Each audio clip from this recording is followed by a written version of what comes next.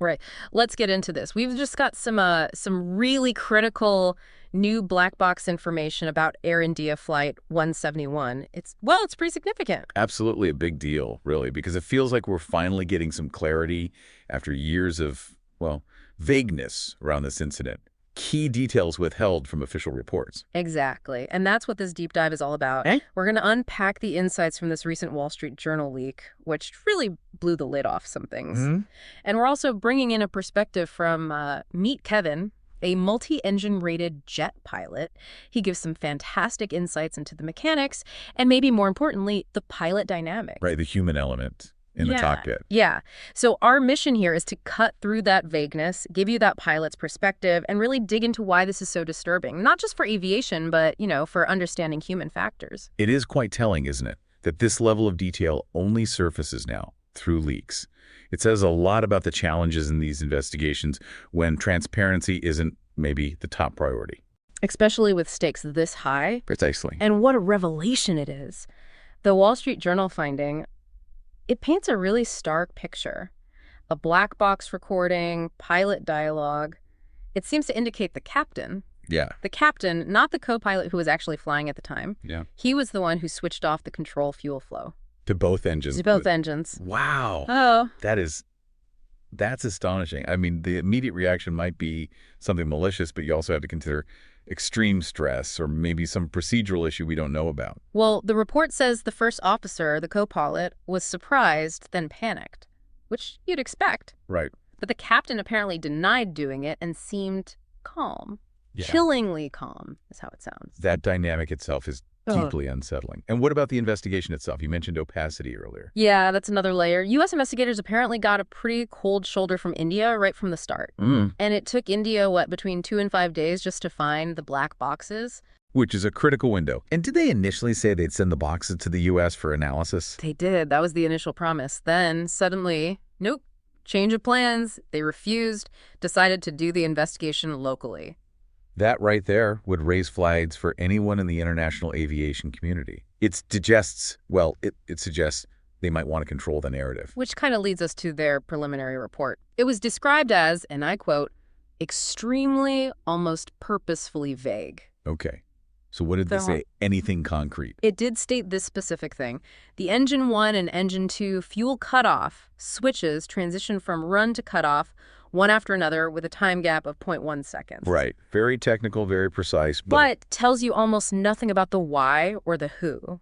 And what was missing, which we now know from the leaks, is crucial. Like what? Like there were no CAS messages, crew alerting system messages, indicating any engine problem before the switches were moved. Okay, so no warning, no indication of mechanical failure prompting that action. Exactly. And the report completely omitted the fact that the co-pilot was the one flying, and that the captain, the pilot not flying, was the one who hit the switches. So the official report basically sidestepped the most critical pieces of context, the human actions involved. Completely. So yeah, we're relying on leaks to get this fundamental information. Makes you wonder, doesn't it? It really does.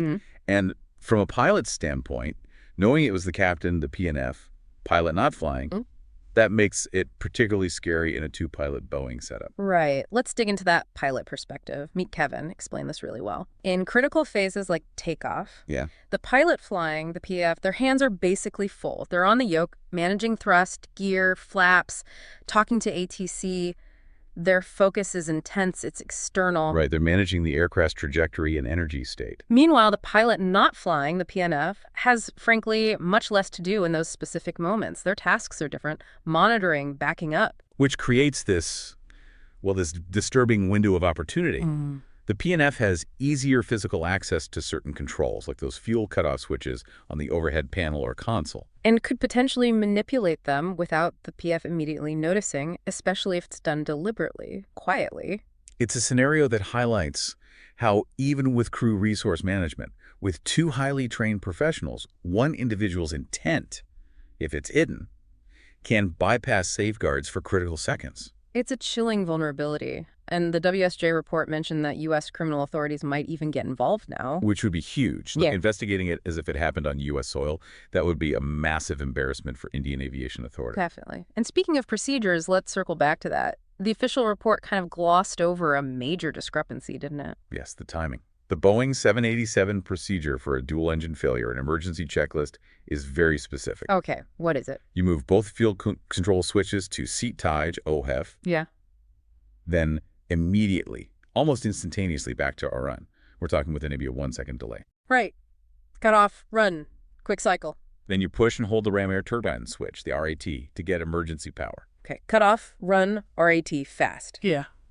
But the preliminary report, while noting the switches went to cutoff, it failed to explain something crucial. The delay. Why did it take a full 10 seconds for those switches to go from CATRF back to REN again? 10 seconds. That's an eternity in that situation. The procedure dictates basically 1 second. Exactly. That 10-second gap screams that something non-standard, something significant was happening in that cockpit. It wasn't just running a checklist. It implies, well, it could imply hesitation, a struggle, or a deliberate pause before attempting a restart, something the authorities haven't wanted to talk about. It's a glaring omission, and it shifts the focus even further away from a simple mechanical issue. And speaking of mechanical issues, Air India did inspect the fuel cutoff switches on their other Boeings right after this, didn't they? They did a swift inspection of their whole fleet, Yeah. and they reported no problems found. Even though there was a Boeing safety bulletin back in 2018 about potentially faulty switches on the 787. Right. But Air India's findings post-incident pointed away from that possibility, which again forces you back towards the human element. So if it wasn't the switches, wasn't a typical engine failure, what are we left with? Well, this is where it gets incredibly difficult.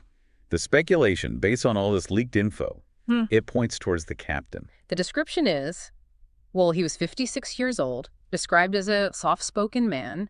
He was caring for his ailing father. And the father used to work for India's Civil Aviation Ministry, apparently. Right, and the conclusion investigators seem to have reached, though unofficially, it's just harrowing that he decided it was time to check out. And took almost 300 people with him. It's almost unthinkable. Especially when you hear about his personality. Known as polite, never cursed, didn't drink, loved flying. People said he was great at explaining things. And his experience, that's the other thing that's hard to reconcile.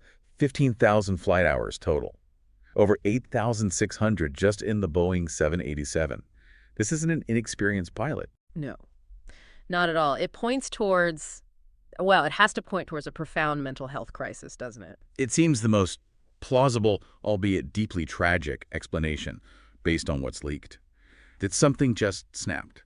Something flipped internally. So for you listening, what does this all really mean? It forces us to confront some really tough questions about aviation safety. How can someone so experienced, apparently so stable, make a choice like this? It's a chilling reminder, isn't it? That our incredibly complex, engineered systems rely fundamentally on the humans operating them. And sometimes the biggest risks aren't mechanical. They're deeply, tragically human. Yeah.